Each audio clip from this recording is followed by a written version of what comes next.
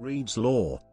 Reed's law is the assertion of David P. Reed that the utility of large networks, particularly social networks, can scale exponentially with the size of the network. The reason for this is that the number of possible subgroups of network participants is 2n-n-1, where n is the number of participants. This grows much more rapidly than either. So that even if the utility of groups available to be joined is very small on a per-group basis, eventually the network effect of potential group membership can dominate the overall economics of the system. Derivation. Given a set A of n people, it has 2n possible subsets. This is not difficult to see, since we can form each possible subset by simply choosing for each element of A one of two possibilities, whether to include that element, or not. However, this includes the 1 empty set, and n singletons, which are not properly subgrouped.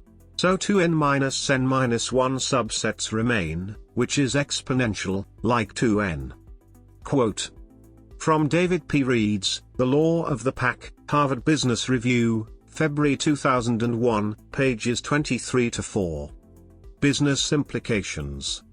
Reed's law is often mentioned when explaining competitive dynamics of Internet platforms. As the law states that a network becomes more valuable when people can easily form subgroups to collaborate, while this value increases exponentially with the number of connections, business platform that reaches a sufficient number of members can generate network effects that dominate the overall economics of the system.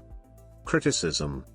Other analysts of network value functions, including Andrew Odlyzko, have argued that both Reed's law and Metcalfe's law overstate network value because they fail to account for the restrictive impact of human cognitive limits on network formation.